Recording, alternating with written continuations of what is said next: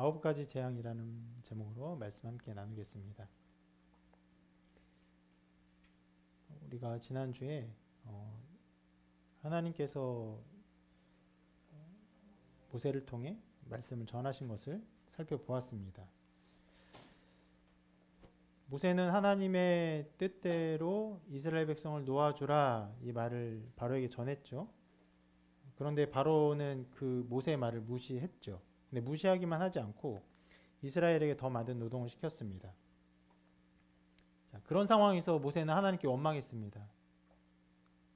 그리고 그런 원망에 대해서 하나님께서 계속적으로 말씀하시죠. 나는 여호와이니라. 이렇게 말씀하시면서 하나님의 구원의 계획을 말씀하시고 하나님께서 그들의 고통을 들으셨음을 말씀하시고 재앙을 내려서 그들을 인도하실 것을 계속 말씀하십니다. 우리가 지난주에 본 본문도 굉장히 긴 본문이었습니다. 어떤 면에서는 하나님께서 왜 재앙을 내리지 아니하시는가 라고 생각할 정도로 말씀하시고 또 말씀하시고 또 말씀하시고 말씀을 통해 역사하시는 하나님, 말씀을 통해 자기를 계시하신 하나님에 대한 것들을 함께 살펴보았습니다. 그리고 오늘 본문에서 하나님의 일하심, 여러 가지 재앙들이 나타납니다. 그 이적들을 함께 살펴보면서 이적 가운데 나타난 하나님의 말씀, 그리고 모세와 아론의 사역, 바로의 완악함, 또 애굽의 신하들의 반응들을 함께 아울러 살펴보도록 하겠습니다. 9가지 재앙이지만 실제로 살펴보는 이적은 10가지입니다. 먼저는 재앙이 아니지만 이적을 먼저 베풉니다. 바로 지팡이를 뱀으로 바꾸는 이적을 바로 앞에서 베풀게 돼요. 하나님께서 이렇게 말씀하시죠. 같이 읽어볼까요? 시작. 바로가 너희에게 이르기를 너희는 이적을 보이라 하거든 너는 아론에게 말하기를 너의 지팡이를 들어서 바로 앞에 던지라 하라. 그것이 뱀이 되리라. 조금 특이한 것은 바로가 이적을 보이라 이렇게 하니까 모세가 아론에게 말합니다. 그러니까 자, 그림이 그러십니까? 모세와 아론과 바로가 있어요. 그러면서 보내라 하는 이런 상황에서 그럼 이적을 보여라 하니까 모세가 아론에게 명해요. 아론에게 모세가 말하기를 너의 지팡이를 들어서 바로 앞에 던지라 하면서 아론이 그것을 행하는 것이에요. 자, 이것은 어떤 이적들이 나타나는 것이 종종 여러 차례 아론을 통해 나타납니다. 그러나 아론을 통해 나타나는 이적이 있을지라도 모세가 그것을 명하여서 행하는 것으로 나타나요. 그러니까 이런 장면을 통해서 하나님께서 무엇을 원하시냐? 하나님께서 택하신 구원자 모세를 높이시고 계신 것이에요. 바로가 볼 때도 아론이 그 기적을 행합니다. 그러나 모세가 명령하여 행하는 것이기 때문에 모세로부터 이 모든 능력의 일들이 나타나는구나 하는 것을 깨닫게 하는 것입니다. 자, 이런 것들이 먼저 나타납니다. 자, 그리고 그대로 행했어요. 그러자 어떻게 합니까? 바로도 현인들과 요술사들을 불렀고 그들이 똑같은 행위를 합니다. 어떻게 하냐면 그들도 지팡이를 던져서 뱀이 되게 해요. 이걸 보면요, 그 요술사들이 행한 것도 초자연적인 일입니다. 그럼 이런 일이 어떻게 나타나느냐? 두 가지로 생각해 볼 수 있어요. 악한 영이 그 바로와 애굽 사람들을 미혹하기 위해서 그런 특별한 일을 행하게 한 것이다 볼 수 있고, 또 한편으로는 하나님께서 바로의 마음을 완악하게 두기 위해서 그들의 그런 허황된 일들이지만 그것 가운데 일들을 허락하시는 것이다 이렇게 볼 수 있습니다.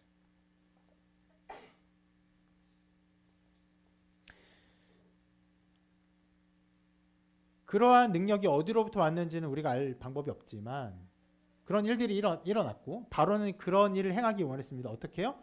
그 요술사들을 통해서 모세와 아론이 베푸는 기적을 똑같이 하기를 바랬어요.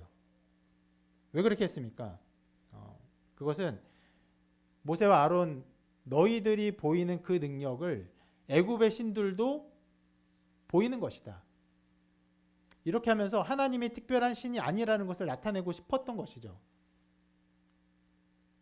그리고 그대로 모든 일이 적중되는 듯이 보였지만 어떻게 이제 상황이 벌어지냐면 그 아론의 지팡이가 그 요술사들의 지팡이를 삼킵니다. 이상한 일이 일어나는데 이것은 하나님의 크심을 드러내는 사건이에요. 왜 그렇게 한 것입니까?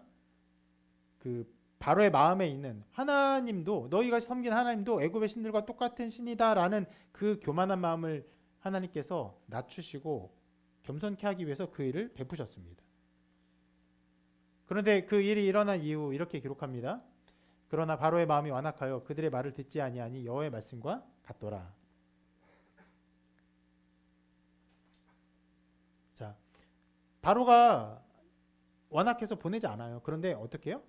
여호와의 말씀과 같더라. 하나님께서 이미 말씀하신 바로의 완악함이 그대로 드러났음을 표현합니다. 자, 지금 우리가 첫 번째 이적을 살펴보았는데 이와 같이 나머지 9개를 다 살펴볼 것이에요. 성경을 많이 볼 텐데, 자, 그 후에 하나님께서 이렇게 말씀하십니다. 한번 같이 읽어볼까요? 시작. 바로의 마음이 완강하여 백성 보내기를 거절하는도다.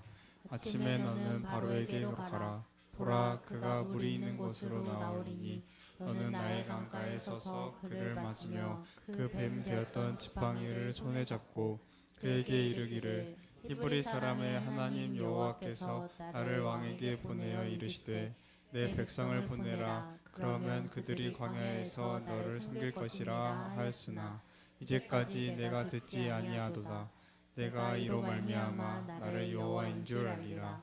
볼지어다 내가 내 손의 지팡이로 나일강을 치면 그것이 피로 변하고 나일강의 고기가 죽고 그 물에 솟는 악취가 나리니 애굽 사람들이 그 강물을 마시기를 싫어하시니라. 자, 이것이 바로에게 전한 메시지인데 하나님 분명하게 바로의 완악함을 지적하십니다. 실은 이 모든 사건의 중심에 뭐가 있냐면 바로의 마음의 완악함이 있어요. 그리고 그 완악함을 지적하시면서 하나님 베푸신 이 이적, 강을 피로 변하게 하는 이적을 통해서 이렇게 말합니다. 내가 이로 말미암아 나를 여호와인 줄 알리라. 이것이 이 일의 목적이라고 말씀하세요. 그리고 이 일 역시 모세가 아론에게 명해서 일어나게 합니다.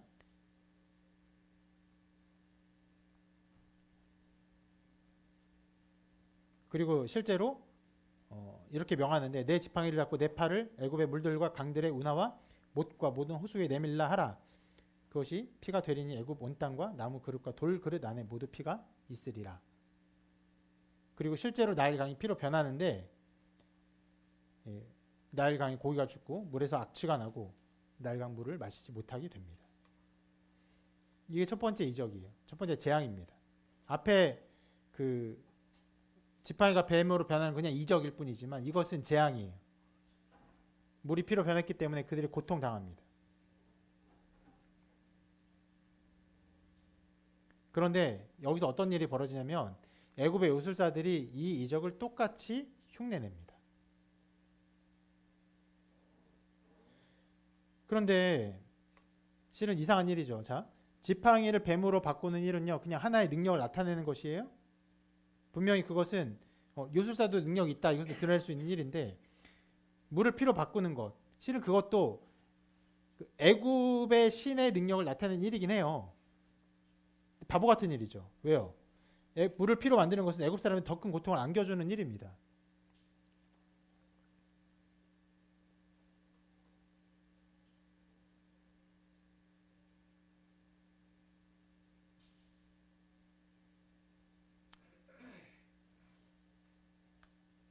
그래서 이 반응을 이렇게 나왔는데 한번 읽어볼까요? 시작. 자기들의 요술로 이와 같이 말하므로 바울의 마음이 완악하여 그들의 말을 듣지 아니하니 여호와의 말씀과 같더라. 바로가 돌이켜 궁으로 들어가고 그 일에 관심을 가지지도 아니하였고. 똑같은 상황이 또 반복돼요. 애굽 요술사들이 그것을 흉내냅니다. 근데 바보같이 이것은 애굽에게 고통을 안겨주는 일이죠. 여러분, 만약에 능력이 더 있다면 어떻게 하는 게 맞습니까? 물을 피로 만들어서 애굽 사람이 고통당하면 그 반대로 해야죠. 피를 물로 만들어야죠. 근데 그렇게 하지 못합니다. 그런데 바로는요. 자, 그 안중이 없었어요. 바로가 돌이켜 궁으로 들어가고 그 일에 관심을 가지지도 아니하였고.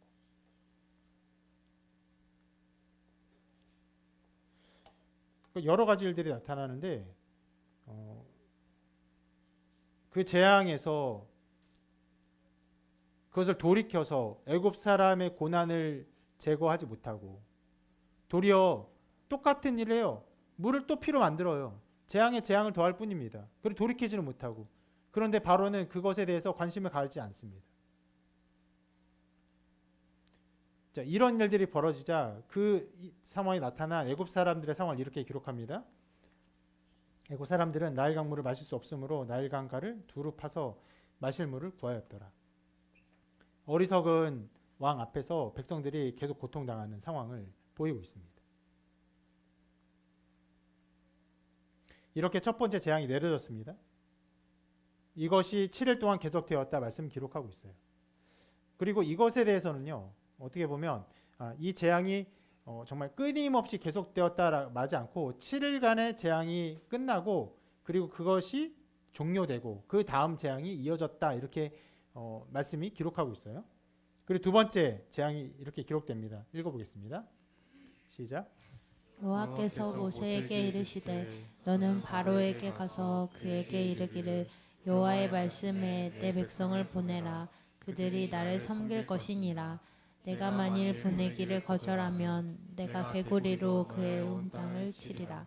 개구리가 나일 강에서 무주히 생기고 올라와서 내 궁과 내 침실과 내 침상 위와 내 신하의 집과 내 백성과 내 화덕과 내 떡 반죽 그릇에 들어갈 것이며 개구리가 너와 내 백성과 내 모든 신하에게 기어오르리라 하셨다 하라.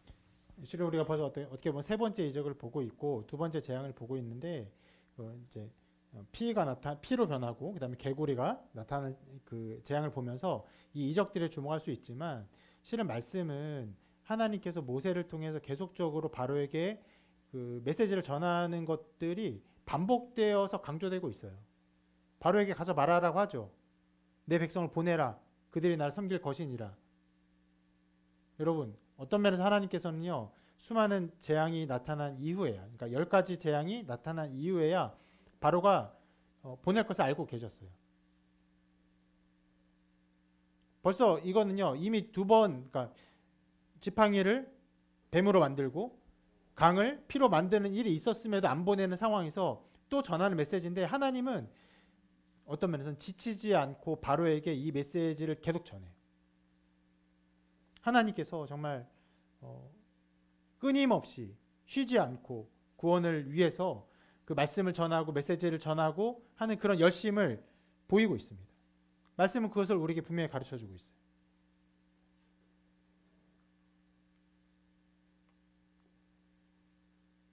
이 일도 모세가 아론에게 명해서 아론이 이 일을 시행하게 합니다. 그래서 어떻게 되냐면 나일강, 우나, 못 등 물이 있는 모든 곳에서 개구리가 올라와 애굽 온 땅에 덮이게 됩니다.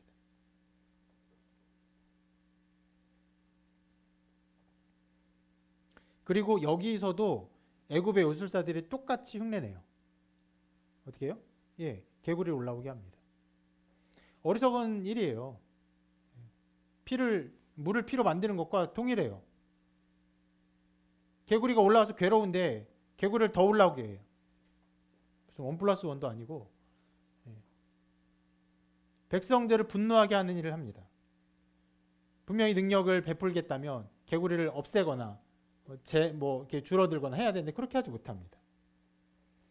그러니까 이것을 뭘 드러내냐면 그들이 이적을 베풀지만 그들의 이적은요 그들의 고통을 가중시키는 데만 소용되고 있어요. 실은 어떤 면에서는 그것은 그 애굽의 요술사들의 한계를 스스로 느끼고 더 나아가 바로에게도 그들의 믿는 그 신들의 한계를 알게 하는 장치예요. 줄어들게 해야 되는데 줄어들게는 못하고 그것을 가중시키는 데에만 일이 일어나는 거예요.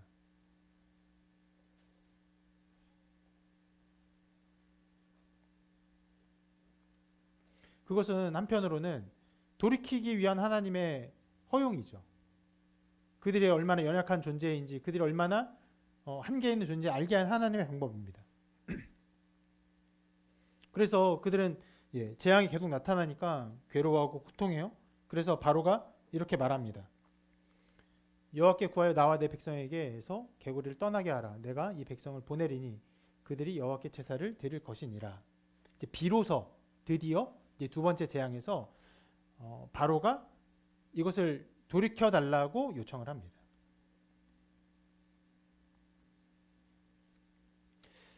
첫 재앙과 좀 다른 면이 있다면, 애굽의 강이 피로 변한 것은 어떤 면에서는 강물이 계속 그 상류로부터 흘러오니까 나중에 자연스럽게 그 피로 변한 강이 물이 되었겠죠. 그것은 어떤 면에서는 자연적인 현상 속에서 어떤 피가 나타났다가 흩어졌구나, 이제 사라졌구나, 우리 이제 먹을 수 있구나 하는 상황이라고 이해할 수 있습니다. 근데 개구리는 나타난 어떤 동물이니까, 나타난 생명체니까 없어지지 않는 거예요. 그러니까 바로가 이것을 구하죠. 개구리를 떠나게 하라. 그러니까 모세가 이렇게 말합니다. 어떻게 보면 굉장히 부드럽게 말하는데 같이 읽어볼까요? 시작. 내가 왕과 왕의 신하와 왕의 백성을 위하여 이 개구리를 왕과 왕궁에서 끊어 나의 강에만 있도록 언제 강구하는 것이 좋을는지 내게 분부하소서. 자, 이런 말씀들에서 여러분 바로의 태도, 그 모세와 아론의 태도, 이런 것들을 계속 비교하면서 보면 좋습니다. 굉장히 어떤 면에서는 모세는 부드럽게 말해요. 왕을 존중하면서 말합니다. 그리고 언제 그렇게 할까 하니까 내일이라고 말해요. 그래서 모세가 이렇게 말합니다. 여기 읽어볼까요? 시작. 이 말씀대로 하여 왕에게 우리 하나님 여호와와 같은 이가 없는 줄을 알게 하리니 개구리가 왕과 왕궁과 왕의 신하와 왕의 백성을 떠나서 나일 강에만 있으리이다. 네, 이제 이적을 어떤 면에서 베풀어요. 어떻게 해요? 개구리를 모두 나일 강에만 있게 하는. 목적이 무엇입니까? 이렇게 말하죠. 왕에게 우리 하나님 여호와 같은 이가 없는 줄 알게 하리니 당신이 분명히 그것을 알게 될 것입니다. 어떻게 해요? 모든 개구리가 다 나일 강으로 가서. 근데 여러분 생각해 봅시다. 개구리가 모든 물이 있는 곳에 다 나왔어요. 어떤 면에서 개구리의 침공처럼 온 땅이 개구리가 덮였습니다. 근데 개구리가 큰 나일 강가로 다 몰려가요? 어떤 면에서는 이제 이 많은 개구리들이 자기들이 갈 곳으로 가는구나, 가장 물이 많고 가장 좋은 서식지로 가는구나라고 생각할 수 있는 여지가 있는 부분. 그래서인지 이렇게 기록합니다. 그러나 바로가 숨을 쉴 수 있게 됨을 보았을 때에 그의 마음을 완강하게 하여 그들의 말을 듣지 아니하였으니. 눈앞에 상황이 호전되자 곧 마음이 완악하게 됩니다. 여러분 이렇게 말씀은 바로의 완악함, 여러 가지 상황에서 돌이키지 못하는 바로의 완악함을 계속 보여주고 있어요. 그런데 이러한 말씀이 계속되는 가운데 실은 말씀이 가르쳐주는 어떤 면에서의 무서운 것들이 나타나는데, 말이 듣지 아니하였어요. 근데 이어서 뭐라고 말하냐면은 여호와께서 말씀하신 것과 같더라라고 해요. 바로의 완악함은요, 하나님께서 말씀하신, 하나님께서 예정하신 완악함이에요.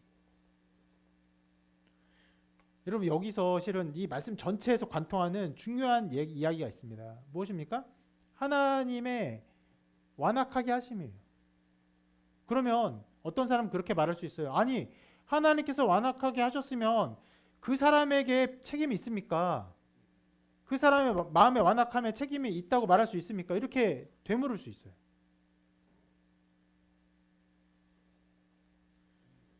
여러분 이 일을요 우리가 논리적으로 설명할 수 없습니다. 하나님의 작정과 인간의 자유의지를요 시간의 순차적으로 그리고 혹은 그 논리적으로 다 이해할 수 없어요. 실은 이 부분을 우리가 예전에 양자역학을 공부할 때 함께 잠깐 살펴본 부분이기도 합니다.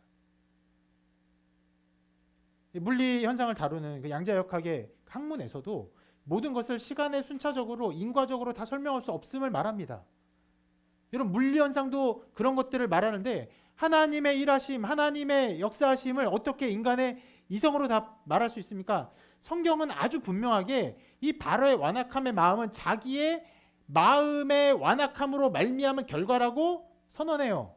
그러면서도 무섭게 그것이 하나님의 어떻게 보면 예정하심과 작정하심이라고 말합니다.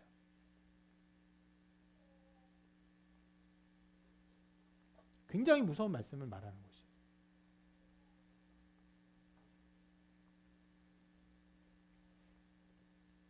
자, 이렇게 계속되는 와중에 또 다음 사역이 이어집니다. 하나님 또 모세에게 말씀하십니다. 읽어볼까요? 시작. 아론에게 명령하기를 내 지팡이를 들어 땅에 티끌을 치라 하라. 그것이 애굽 온 땅에서 이가 되리라. 보이지 않는 땅이 티끌을 쳐요. 그러니까 그것이 이가 됩니다. 이가 창궐해서 모든 사람 모든 가축에게 올라가요.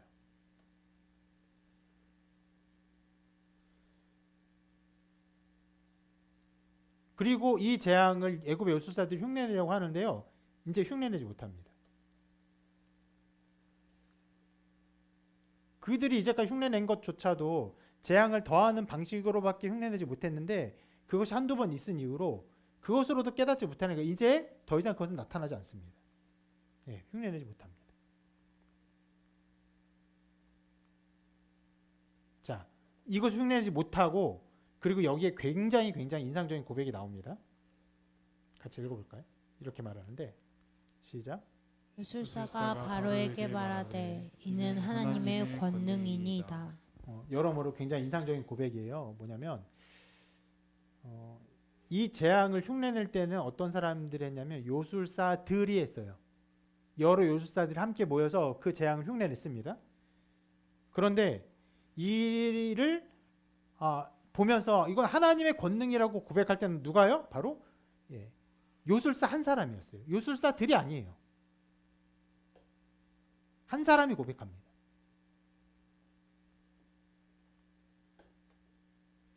수많은 요술사들이 그것을 흉내냈고 그리고 이제는 수많은 요술사들이 그것을 흉내내려고 했지만 실패했어요. 근데 실패하는 가운데 이것이 하나님의 권능임을 드러내는 것은 요술사 어떤 한 사람이었습니다. 이것은 우리에게 두 가지를 알려줍니다. 굉장히 완악한 사람들이 많은 가운데서도 하나님이 어떤 분인지를 깨닫는 사람이 있어요. 그런 역사가 일어납니다. 다 죽어가는 가운데도 아무것도 없는 가운데도 시체만 있는 가운데도 죽음만 있는 가운데도 생명이 태어나고 믿음이 일어나는 일들이 나타납니다. 그런데 또 이것은 그 반대의 것들을 보여줘요. 하나님의 권능을 고백하는 사람이 있어도 여전히 아무것도 깨닫지 못하는 완악한 사람들이 있어요. 실상 여러분, 그 죽음이 가득한 곳에서 하나님의 권능이라 깨닫는 그 한 사람으로 말미암아 그 나머지의 완악함은 더 커져요.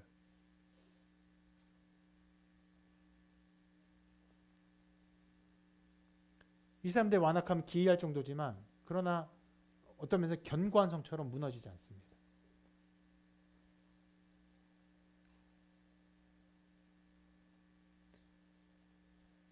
자, 그렇게 요술사의 어떤 이 고백이 나오는데, 자, 그 고백 이후에 이렇게 기록합니다. 요술사가 바로에게 말하되 이는 하나님의 권능이니이다 하였으나 바로의 마음이 완악하게 되어 그들의 말을 듣지 아니하였으니 여호와의 말씀과 같더라. 어떤 면에서는 더 완악하게 됐어요.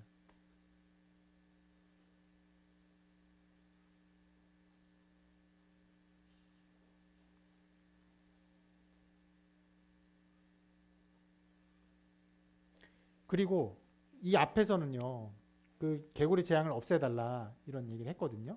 바로가 아론과 모세에게. 그런데 여기서는요, 바로가 그것을 구하지 않아요.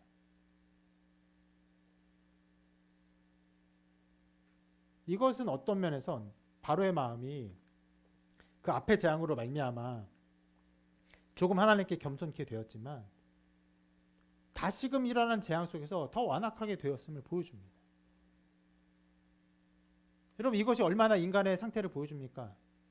한 사람이 완악하게 되어 이거 괜찮아집니다. 그리고 다시 완악하게 됩니다. 그것은 이전보다 더 큰 완악함이에요.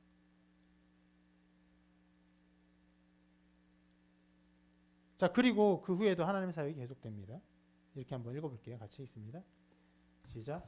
여호와께서 모세에게 이르시되 아침에 일찍이 일어나 바로 앞에 서라. 그가 물 있는 곳으로 나오리니 그에게 이르기를 여호와께서 이와 같이 말씀하시기를 내 백성을 보내라. 그러면 그들이 나를 섬길 것이니라. 내가 만일 내 백성을 보내지 아니하면 내가 너와 내 신하와 내 백성과 내 집들의 파리떼를 보내리니 애굽 사람의 집집에 파리떼가 가득할 것이며 그들이 사는 땅에도 그러하리라. 여러분들 긴 말씀 읽었는데 여기에도 여전히 하나님께서 바로에게 메시지를 전하는 그 열심이 담겨 있음을 이제 볼 수 있을 것입니다. 벌써 이제 네 번째 재앙이 벌어지는데 바로의 그 완악함에도 하나님은 바로에게 말을 전하게 합니다. 내 백성을 보내라. 그러면 그들이 나를 섬길 것이다. 어떤 면에서 얼마나 공허한 말입니까? 무의미한 말입니까? 그런데 하나님은 그 말을 전하게 하세요. 모세도 그 말을 전합니다. 그리고 이 재앙에는 또 다른 특징이 나오는데 이렇게 기록합니다. 여기 같이 읽어볼까요? 시작. 그날에 나는 내 백성이 거주하는 고센 땅을 구별하여 그곳에는 파리가 없게 하리니 이로 말미암아 이 땅에서 내가 여호와인 줄을 내가 알게 될 것이라. 내가 내 백성과 내 백성 사이를 구별하니니 내일 이 표징이 있으리라 하셨다 하라 하시고. 자, 이 파리가 엄청나게 많은 재앙을 이제 내리시는데 그냥 많아진 것이 아니라 애굽 백성이 있는 곳에는 있지만 이스라엘 백성이 있는 곳에는 파리가 나타나지 않아요. 실상 파리는 어떤 면에서는 개구리 같은 동물보다 그 뭐랄까 영역이 더 개방되어 있죠. 따라다니니까. 개구리야 땅을 땅을 통해서 이동하니까 어떤 면에서는 이렇게 지형적인 장애물이 있으면 이동하지 못합니다. 파리는 그렇지 않아요. 그렇기 때문에 파리가 어느 한 곳에만 있고 한 곳에 나타나지 않는 것, 그럴 수 없습니다. 어느 정도 나타나면 반드시 먹이를 찾아서 흩어지고 비산합니다. 그런데 분명하게 하나님의 백성이 있는 땅에는 파리가 나타나지 않는다 말씀하세요. 그리고 이 일로 뭐랍니까? 이로 말미암아 이 땅에서 내가 여호와인 줄을 내가 알게 될 것이라.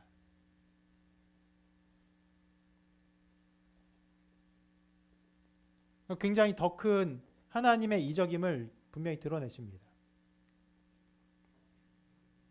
그리고 이 파리가 많은 재앙으로 말미암아 고난을 당했는지 이렇게 말합니다. 너희는 가서 이 땅에서 너희 하나님께 제사를 드리라. 비로소 처음으로 그 백성을 보낼 의지를 바로가 표시합니다. 그런데 말씀을 잘 보면요, 이렇게 했죠. 이 땅에서.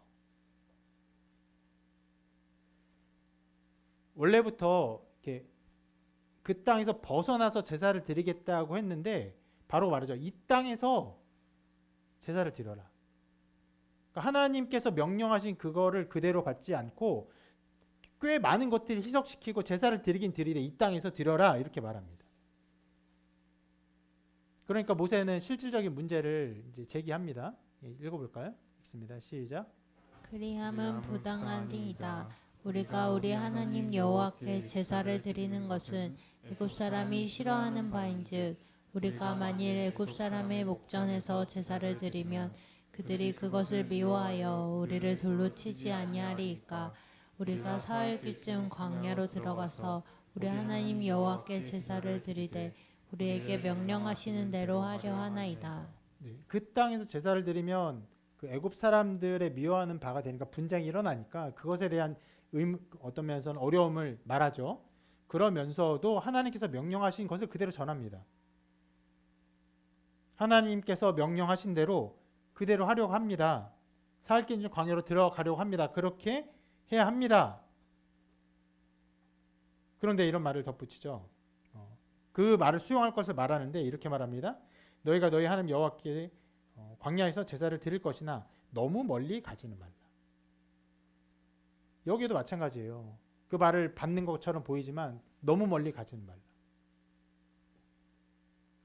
그러니까 실은 광야의 사흘길 가는 거는 사흘길에 충분한 거리를 멀리 떨어져서 가기를 원하는 것인데 말만 사흘이지 멀리 가지 말고 그 근처에 있으라 말을 합니다.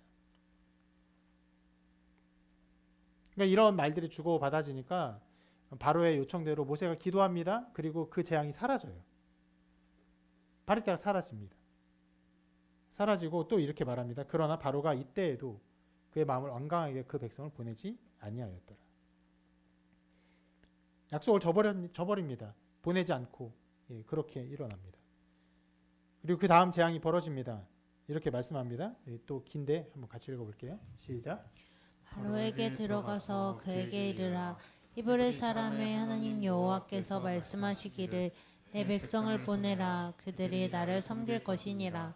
내가 만일 보내기를 거절하고 억지로 잡아두면 여호와의 손이 들에 있는 내 가축 곧 말과 나귀와 낙타와 소와 양에게 더하리니 심한 돌림병이 있을 것이며 여호와가 이스라엘의 가축과 애굽의 가축을 구별하리니 이스라엘 자손에게 속한 것은 하나도 죽지 아니하리라 하셨다.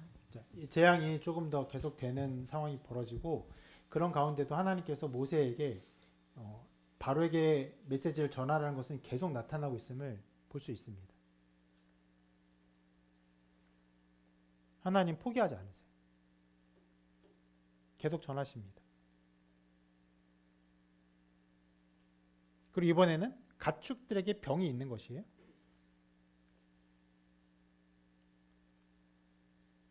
두 가지 면에서는 좀 다른 면이 있는데 파리가 있는 것은 파리 자체가 어떤 병이라고 할 수는 없죠. 파리가 만약 그로 말미암아 병이 생길 수는 있지만 근데 이제는 그냥 병이 생기는 거예요. 그래서 어떤 이제 학자들은 이 10가지 재앙의 순서를 굉장히 자연 발생학적으로 해석하기도 합니다. 파리가 있어서 그 다음에 병이 생기고 그 전에는 피가 있어서 그 이후로 어떤 일들이 생기고 그것은 조금 이 모든 상황을 이성적으로 과학적으로 너무 이렇게 해석하려는 그런 열심히 과해 보입니다. 하여튼 그렇게 이전과는 좀 다르게 더 분명하게 재앙이 생기고 그리고 아까 전에 파리가 있는 것은 뭐라고 했습니까? 이스라엘 백성이 있는 땅에는 파리가 없다. 그렇죠? 근데 이제 뭐라고 합니까? 이스라엘 가축에는 병이 안 생겨요.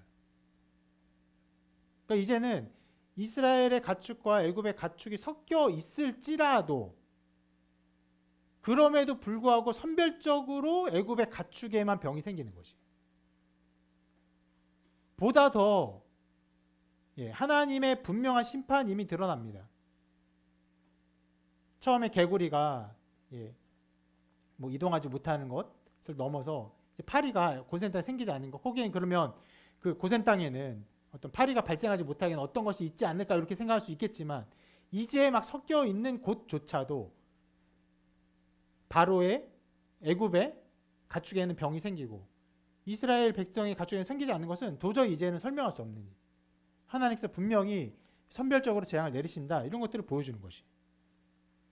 그래서 하나님 재앙이 내리신 건 선명히 나타난 상황이고 이 재앙 결과를 이렇게 기록합니다. 애굽의 모든 가축은 죽었으나 이스라엘 자손의 가축은 하나도 죽지 아니하니. 아주 선명한 갈림길이다. 그러니까 애굽의 가축의 몇 마리가 죽고 이런 것이 아니라 애굽의 모든 가축은 죽습니다.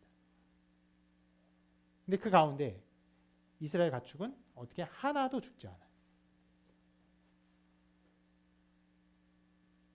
그리고 여기에도 그 바로가 재앙을 거두어 달라는 부탁을 하지 않습니다. 왜 부탁을 하지 않을까요? 부탁을 할 필요가 없어요. 왜요? 가축이 다 죽어서. 어떻게 보면 종료된 재앙이.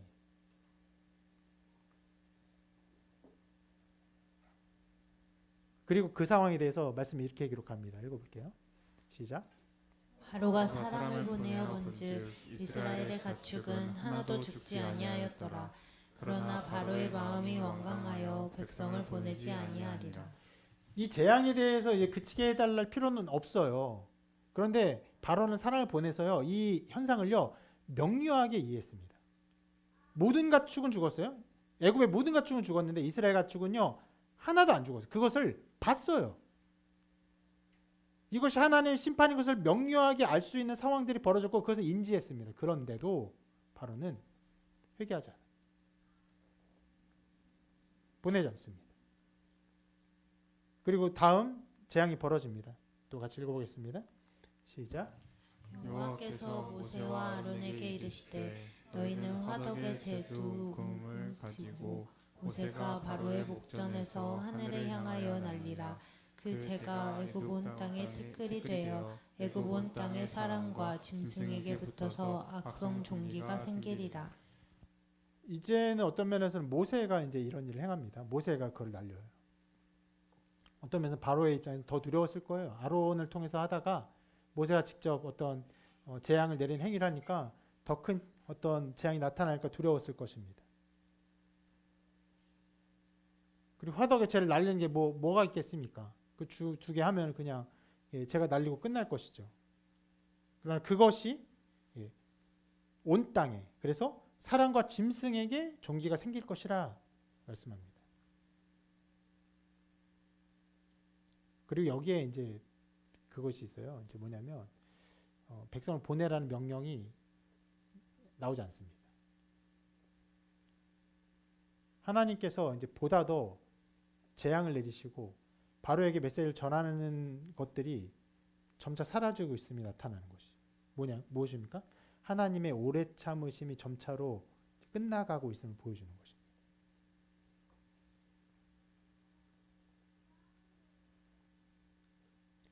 그리하여 재앙이 일어납니다. 경고도 하지 않아요. 그냥 재앙이 일어나요. 악성 종기가 생깁니다. 그리고 어디에? 사람에게도 생겨요. 자, 이것은 피부에 직접적으로 발현되는 병이에요. 질병입니다. 그게 뭡니까? 사람의 몸에 하나님의 재앙이 붙어 나타난 것이에요. 그래서 모든 사람이 자기의 몸의 병에 의해 하나님이 내린 재앙을 깨달을 수 있는 상태가 된 것이에요. 파리 때도 어떤 일이 있었을 거예요. 파리가 오니까 그로 말미암아 어떤 병이 있었을 것입니다. 그런데 모든 사람이 파리로 말미암아 병이 걸리는 것은 아니죠. 그런데 지금 모든 사람에게 그 병이 발발하는 거예요.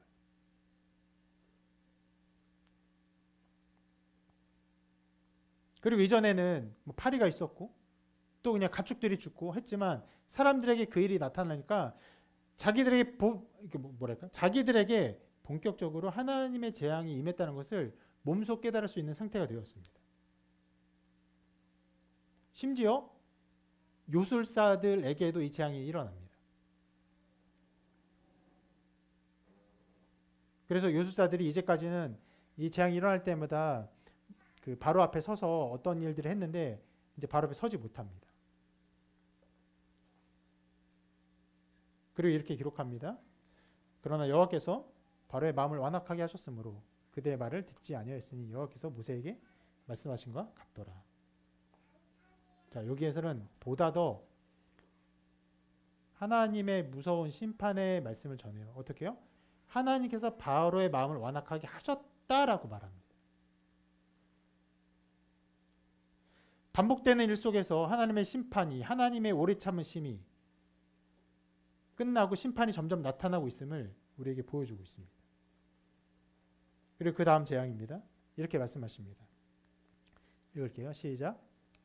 여호와께서 모세에게 이르시되 아침에 일찍이 일어나 바로 앞에 서서 그에게 이르기를 히브리 사람의 하나님 여호와의 말씀에 내 백성을 보내라. 그들이 나를 섬길 것이니라.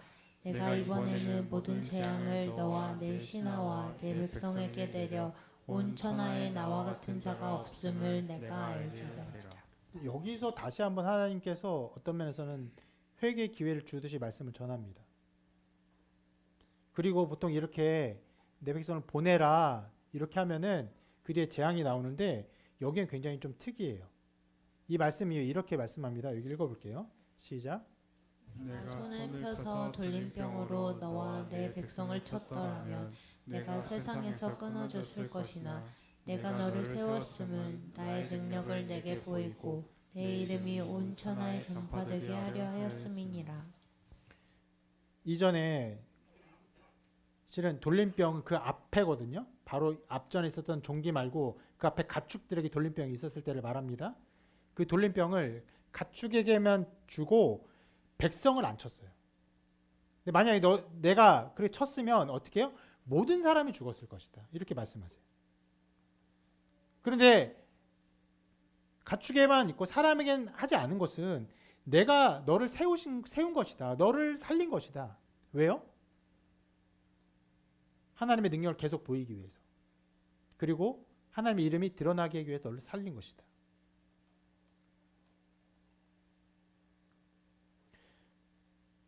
하나님께서 바로를 하나님의 진노의 도구로 사용한다는 것을요, 어떤 면에서 명료하게 드러내요.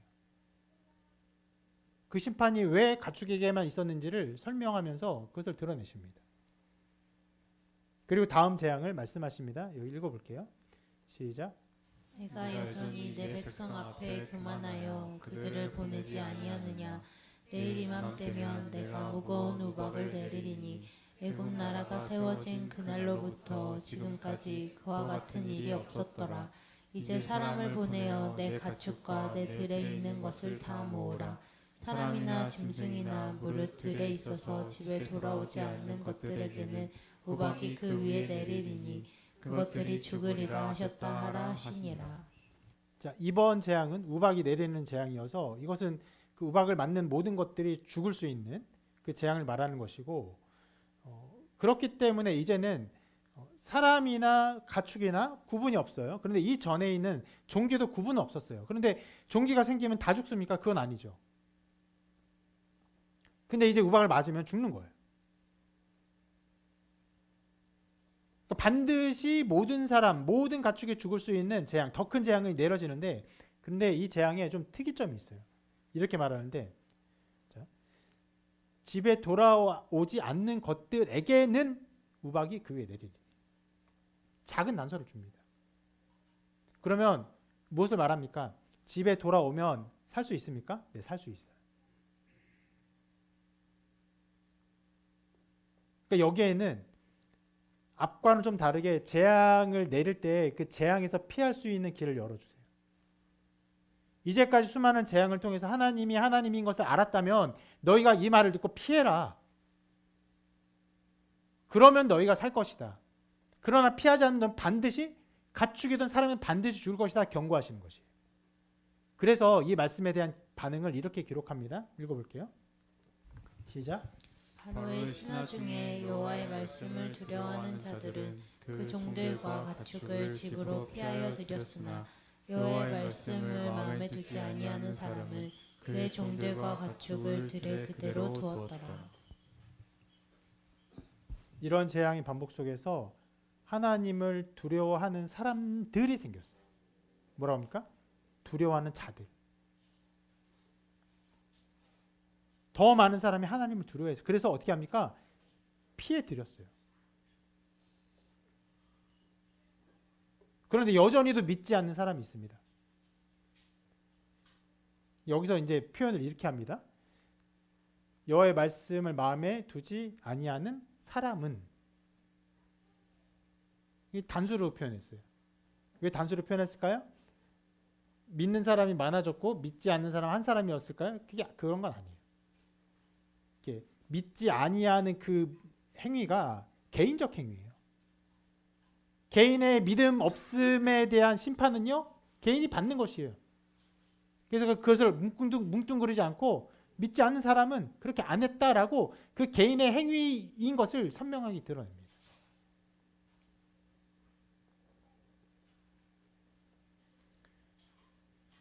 자, 여기서 이제 이 재앙의 반복 속에서 특이한 지점이 나오는데,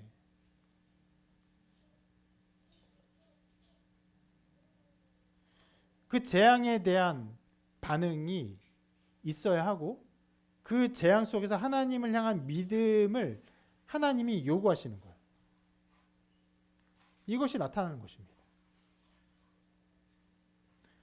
바로가 안 믿어요. 그래서 문제가 계속 벌어집니다. 나중에 더 큰 문제가 벌어져요. 그렇지만 그런 상황이 있어도 이 재앙이 모든 사람에 내려지는 가운데 하나님을 믿고 하나님을 두려워하고 거기에 대한 마땅한 반응을 해야 할 것을 하나님이 요구하고 계신 거예요. 바로가 문제예요? 맞아요. 바로가 문제예요. 그러나 믿지 않는 사람이 문제입니까? 네, 믿지 않는 각 사람도 문제예요. 믿어야 했어요. 믿고 피해야 했습니다. 실제로 반복되는 이 재앙 속에서 믿는 사람들이 더 생겨났어요.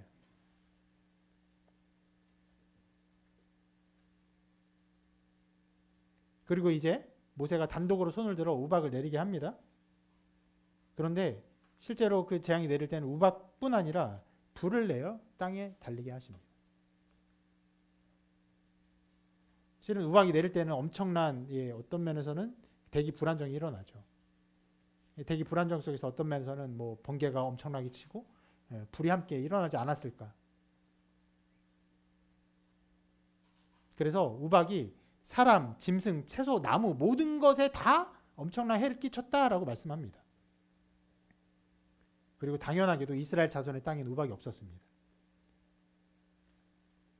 그러니까 바로가 항복의 메시지를 이렇게 전합니다. 같이 읽어볼게요. 시작. 이번은 내가 범죄하였노라. 여호와는 의로우시고 나와 나의 백성은 악하도다. 여호와께 구하여 이 우레소리와 우박을 그만 그치게 하라. 내가 너희를 보내리니 너희가 다시는 머물지 아니하리라. 어떤 면에서는 뭐 최초로 회개의 메시지를 전하듯이 바로가 말을 하는데 그런데 말 속에 묘한 뉘앙스가 있어요. 이렇게 말하죠. 이번은 사실 앞에도 다 범죄했는데 이번이 자기의 범죄라라고 말을 해요. This time이라고 말합니다.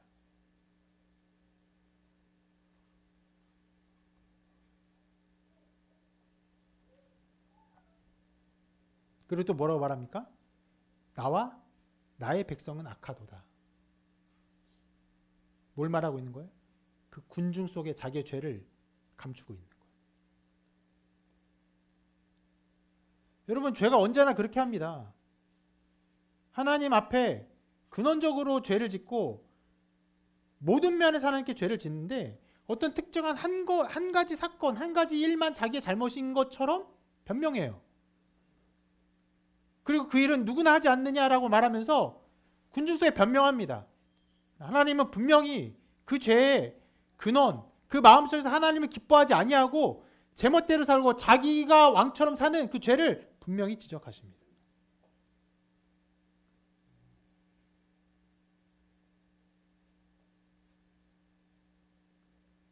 그래서 실은 이 회개의 메시지는 온전한 것이 아니죠. 어떤 면에서 악한 회개였습니다. 회개라고 말할 수 없어요. 그런데 모세가 이 부탁을 들어줍니다. 들어주는데 그 들어주는 가운데 이런 말을 해요. 그러나 왕과 왕의 신하들이 여호와 하나님을 아직도 두려워하지 아니할 줄을 내가 아나이다. 그들의 완악함이 어느 정도인지 모세가 어떤 면에서는 포기한 것처럼 말합니다. 그러니까 여기에서 잘못된 회개가 나왔는데 그 말을 들어주는 것 자체가 회개를 받고 그렇군요, 이렇게 하겠습니다라는 것이 아니라 그들의 완악함 속에서 회개를 더 이상 기대하지 않는 것처럼 그래 들어줄게, 그래 그쳐줄게, 그러나 너희는 회개하지 않을 거 알고 있어.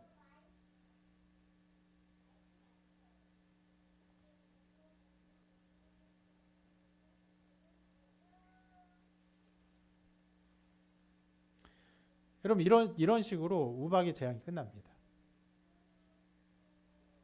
그리고 우박의 재앙이 끝나는데 굉장히 의미심장한 이런 기록이 나와요. 읽어볼까요? 시작. 그때의 보리는 이삭이 나왔고 사문꽃은 피었으므로 삼가 보리가 상하였으나 그러나 밀과 쌀보리는 자라지 아니한 고로 상하지 아니하였더라. 무슨 말입니까? 우박이 내려서 수많은 채소들 이런 것들이 작물에 피해를 입었는데 그때 자라지 않고 그냥 이렇게 우미 트거나 아직 나지 않은 것들은 해를 받지 않았다라고 말을 하고 있는 것이. 자, 그리고 이 우박이 그친 후의 모습을 이렇게 또 기록합니다. 바로가 비와 우박과 우레소리가 그친 것을 보고 다시 범죄의 마음을 완악하게 하니 그와 그의 신하가 꼭 같더라. 자, 어떤 면에서는 그 바로와 신하의 죄를 아울러서 말해요. 이전까지는 그렇게 안 했거든요. 그런데 분명히 이 일이 있기 전에, 우박이 내리기 전에 믿음 있는 신하들이 있었어요.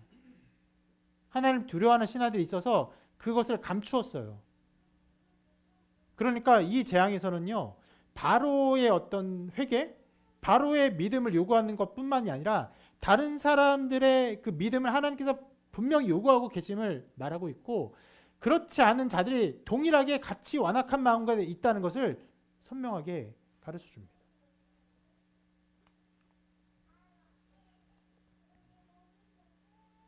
이제 두 가지 재앙이 나옵니다. 남았습니다. 이렇게 말씀하십니다. 같이 읽어볼게요. 시작.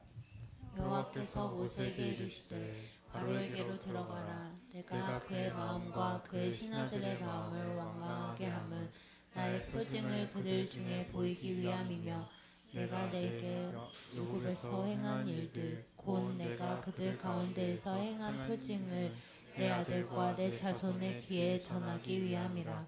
너희는 내가 여호와인 줄을 알리라. 거의 이제 마무리 단계에 이르러서 하나님께서 바로의 마음을 완악하게 하신 이유를 선명하게 드러내십니다. 누구를 위해서입니까? 실은 우리를 위해서.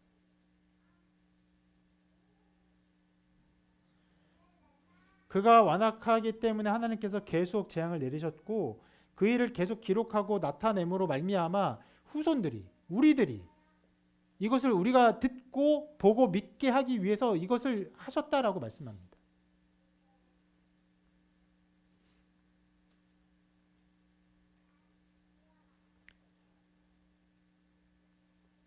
실은 바로의 어떤 완악함은요, 저 정말 악하고 미친 사람이다 우리가 손가락질하는 것이 아니라 모든 인간의 완악함을 보여줍니다. 우리의 완악함을 보여줘요.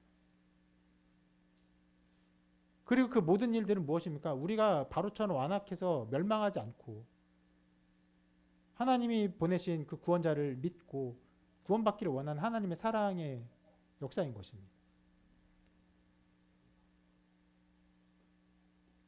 그리고 메뚜기 재앙이 나타나는데 이렇게 말씀합니다. 읽어볼게요. 시작. 내가 만일 내 백성 보내기를 거절하면 내가 메뚜기를 내 경내에 들어가게 하리니 메뚜기가 지면을 덮어서 사람이 땅을 볼 수 없을 것이라.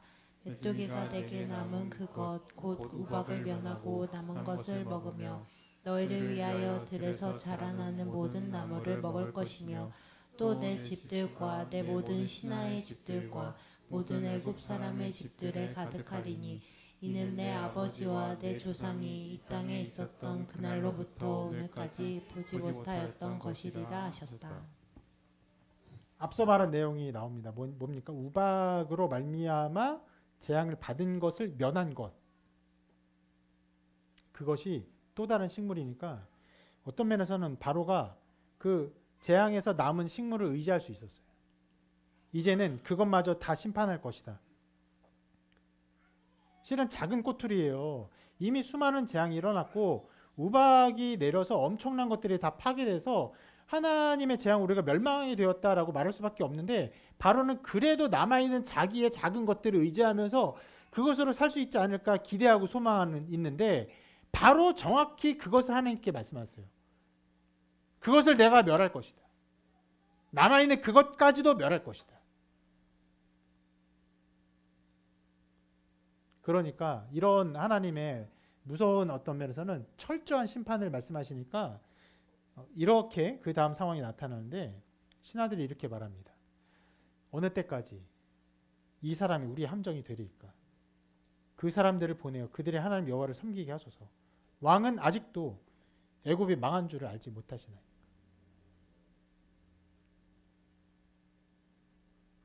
신하들은 알았어요. 애굽이 완전히 망했습니다. 유일한 해결책을 보내는 것이었어요. 그래서 신하들이 바로에게 따져 묻습니다. 그러자 실제로 재앙이 내리기 전에 바로가 이렇게 말합니다. 가서 너희 하나님 여호와를 섬기라. 갈 자는 누구누구냐. 이제 비로소 정말 바로가 회개하며 백성을 보내는 것처럼 말이 나와요. 그러니까 모세가 이렇게 말해요. 남녀노소와 양과 소를 데리고 가겠나이다. 바로가 이렇게 말합니다. 내가 너희와 너희 어린 아이들을 보내면 여호와가 너희와 함께함과 같으니라. 보라, 그것이 너희에게는 나쁜 것이니라. 그렇게 하지 말고 너희 장정만 가서 여호와를 섬기라. 이것이 너희가 구하는 바니라. 실은 이게 해석이 조금 오묘한, 해석이 좀 어려운 좀 부분이에요. 좀 간단하게 말하자면 어린아이까지 가서 그 모든 백성이 함께 하나님을 섬기는 것을 허락하지 아니하겠다라는 말이에요. 그럼 한편으로 뭘 하겠다는 말이면 어린아이들을 인질로 잡겠다라는 말이죠. 그래서 협상이 결렬됩니다. 그리고 어떻게 됩니까? 메뚜기 재앙이 일어나죠. 읽어볼게요. 시작. 메뚜기가 온 땅을 덮어 땅이 어둡게 되었으며 메뚜기가 우박에 상하지 아니한 밭의 채소와 나무 열매를 다 먹었으므로 애굽 온 땅에서 나무나 밭의 채소나 푸른 것은 남지 아니하였더라. 분명하게 우박에 상하지 아니한 남은 것을 다 먹어버립니다. 실제로 메뚜기의 어떤 재앙은요, 지금도 때때로 전 세계 어느 곳에서 일어나곤 합니다. 여러분 그런 영상들이 많이 있어요. 정말 남음이 없어요. 이때 메뚜기 재앙은요, 아주 특별한 하나님의 재앙이기 때문에 엄청난 재앙으로 나타나는 것입니다. 당연히 바로는 이제 어떤 면에서 돌이키는 말을 합니다. 내가 너희 하나님 여호와와 너희에게 죄를 지었으니 바라건대 이번만 나의 죄를 용서하고 너희 하나님 여호와께 구하여 이 죽음만은 내게서 떠나게 하라. 자, 여기서 보면 바로가 죄 의식이 더 분명해집니다. 어떤 면에서 회개 자리에 가요.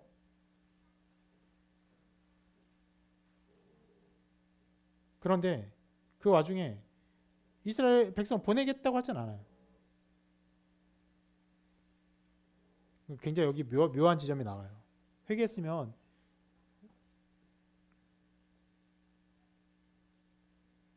다 보내라. 다 보내게 하겠다. 이런 말을 해야 되잖아요. 그러면 그 모세도 보내겠다는 말을 듣고 이 죽음만은 나에게 떠나게 하라, 메뚜기를 떠나게 하라는 기도를 해야 되는데 그런 말도 듣지 않아요. 듣지 않고 그냥 이것만 떠나게 해달라는 것을요, 모세가 들어줍니다. 어떤 의미냐면 이런 느낌인데, 모세는 바로가 백성을 보내주길 기대하지 않는 것처럼 이 재앙의 종료를 위해 하나님께 기도합니다.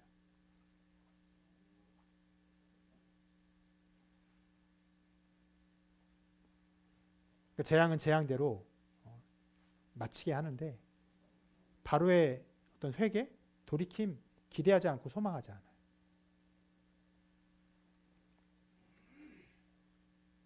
그리고 마지막 재앙이 나타납니다. 이렇게 말씀합니다. 하늘을 향하여 내 손을 내밀어 애굽 땅 위에 흑암이 있게 하라. 곧 더듬을 만한 흑암이리라. 자, 이 흑암이 어둠이 3일 동안 계속됩니다. 그 상태를 이렇게 기록하는데 한번 읽어볼게요. 시작. 그동안은 사람들이 서로 볼 수 없으며 자기 처소에서 일어나는 자가 없으되 온 이스라엘 자손들이 거주하는 곳에는 빛이 있었더라.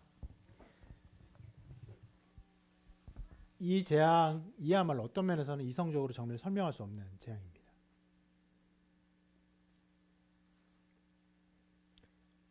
어둠이 그렇게 임해서 불편하고 힘들면 어떻게 하면 됩니까? 그 당시에 뭘 하면 돼요? 횃불을 켜거나 양초를 켜거나 하면 되죠. 그런데 그 빛이 없는 동안 사람들이 못 봐요. 그래서 처소에서 일어나지 않아. 일어난 자가 없었다라고 말해요.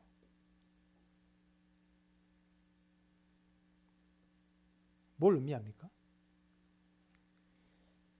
인간의 능력과 이성으로는 설명할 수 없는, 형용할 수 없는 빛의 부재가 그곳에 있었어요. 태양이 어두워진 게 아니라 모든 빛이 그곳에서 자취를 감춘 것처럼 없어진 거예요. 여러분, 정말 상식적으로 생각하면 정말 하늘이 너무 이렇게 해서 어두워서 불편하면 그 나라의 모든 왕궁과 사람들이 어떻게 하겠습니까? 재난이니까 횃불을 켜겠죠. 그러면 살아갈 수 있어요. 빛이 없는 것이 그렇게 불편하지 않을 수도 있어요. 근데 그것이 아니라는 거예요. 3일 동안 빛이 없어서 일어날 수도 없었어요. 빛이라는 것이 그들에게 사라졌어요. 그들에게 부재했습니다.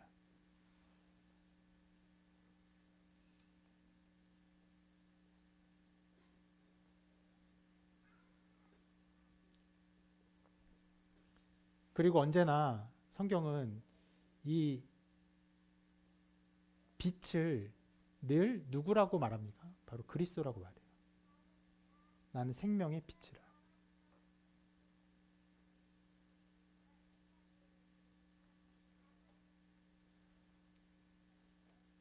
이건 어떤 면에서는 예수님께서 십자가에 달려 돌아가실 때 그때 온 땅이 어둠이 임했다고요. 그것도 당연히 구름이 가득 낀 것이 아니에요.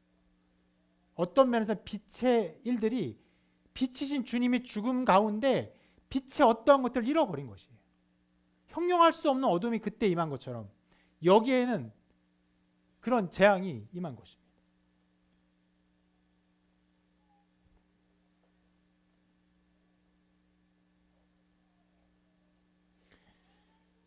우리가 살아가는 모든 것은요, 성경은 이렇게 말합니다. 그리스도로 말미암음이니라. 무슨 말입니까? 모든 것이 그리스도로부터 왔고 그리스도로부터 말미암고 그리스도에게로 돌아갑니다. 조금 철학적으로 말하자면 그리스도는 있음의 근원이세요.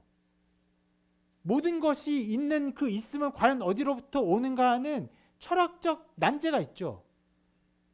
그래서 보통은 이제 신에게로 하는데 성경은 말해요. 예수 그리스도로부터 왔다 세상이. 그리고 세상이 왜 어떻게 존재하냐? 그리스도로 말미암아 존재해요.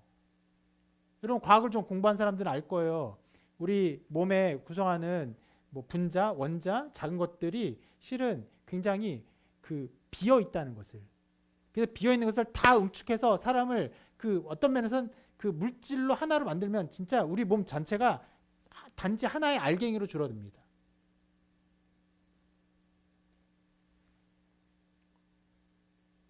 어떻게 우리가 이렇게 존재하는지 이해할 수 없는 일들이 이 원자 단위에서도 일어나요. 성경은 뭐라고 말합니까? 그 모든 것들, 우리를 있게 하는 그 모든 것이 그리스도로 말미암아 있음의 근원이신 그리스도로 말미암아 우리가 다 존재하는 거예요. 우주와 우리의 생명과 우리 세포와 모든 것이 그리스도로 말미암아 존재하는 것이.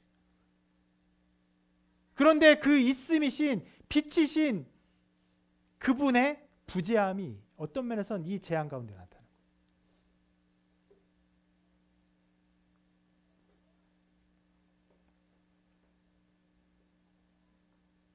그러자 바로가 모세를 불러 말합니다. 너희는 가서 여호와를 섬기되 너희의 양과 소는 머물러 두고 너희 어른 것들은 너희와 함께 갈지니라.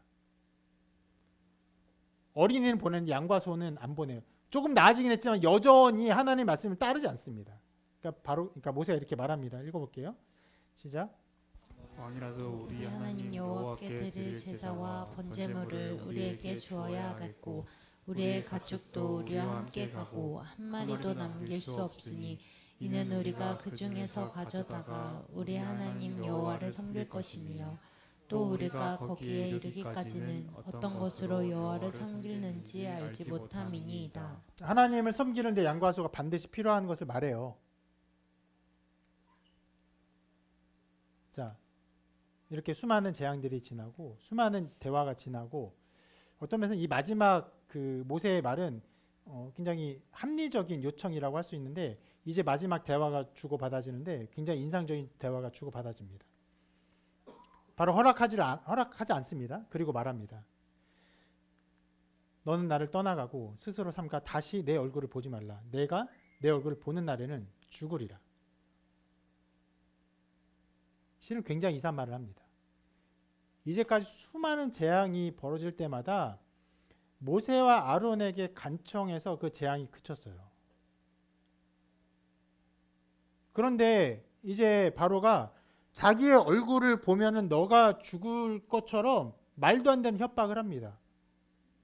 정신 나간 소리처럼 말을 해요. 그런데 실은 여러분, 얼굴을 보면 죽는다는 것은요, 어떤 것을 의미합니까? 실상 이스라엘 백성들이 누구나 알고 있었던 일종의 신앙인데, 바로 여호와 하나님의 얼굴을 보면은 사람이 죽는다는 것을 알고 있어요. 굉장히 이상하게 논리적으로 말이 맞지 않는 것 같은데, 여기서는 이 바로가 이런 말을 하는 것이 합당하지 않은 것 같은데 뭘 말하고 있어요? 자기를 하나님처럼 높이고 있어요. 너가 내 얼굴을 보는 날은 죽으리라. 말도 안 되는 우상숭배의 선언이 나타납니다.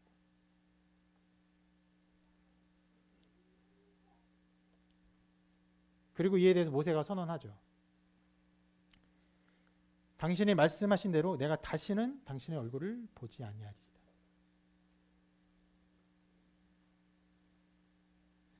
모세는 하나님의 구원자입니다. 나중에는요, 모세가 하나님을 만나고 돌아올 때 그 얼굴빛의 광채가 나기까지 했어요. 그런데 이제 하나님이 택한 그 구원자인 모세의 얼굴을 보지 못하게 돼요. 누구의 말대로요? 바로의 말대로. 영원한 하나님의 구원을 박탈당합니다. 누구의 의지대로요? 바로의 의지대로.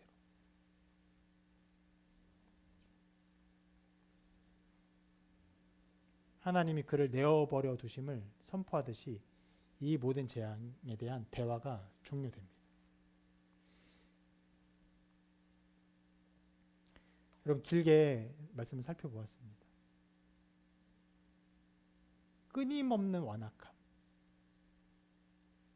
그 가운데 회개하는 몇 사람들,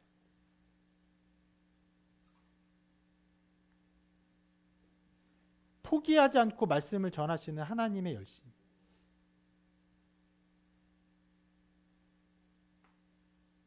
그리고 그 일에 어떤 면에서는요, 기계적으로 말할 수는 없어요. 그러나 굉장히 그 일에 완전한 순종으로 임하는 모세와 아론, 그 모든 일을 우리를 위해서 하신 말씀이라는 것을 드러내신 하나님의 말씀들, 이것들이 오늘 말씀의 내용입니다.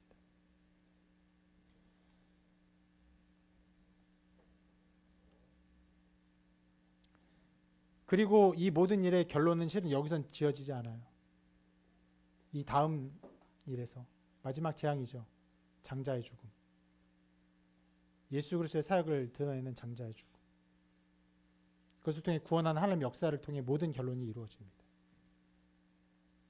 너무나 중요해서 우리 다음에 보겠지만 이 말씀들 안에서 하나님의 열심을 기억하시고 인간의 완악함을 보고 그 완악함 가운데도 회개하는 한 사람의 구원함, 한 사람의 돌이킴들을 기억하시길 바랍니다. 그리고 이 말씀 우리에게 보이기 위해서 이 모든 일을 이루셨다는 것을 여러분 분명히 붙드시기를 바랍니다.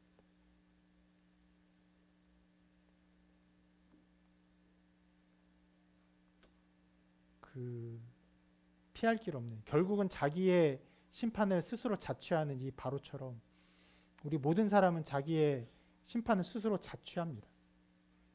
그런 최종적인 멸망에 이르지 아니하고 구원받기를 하나님 원하셔서 우리에게 말씀을 주시고 구원자를 보내주시고 우리에게 믿음을 허락하셨습니다. 그런 하나님의 마음과 하나님의 열심과 하나님의 사랑을 붙드는 여러분 되시기를 바랍니다. 그리고 역사하시는 하나님, 끊임없이 역사하신 하나님의 역사하심 통해서 여러분의 삶이 믿음으로 고백되고 하나님께 영광 돌리는 은혜가 가득하시기를 주님의 이름으로 축원합니다.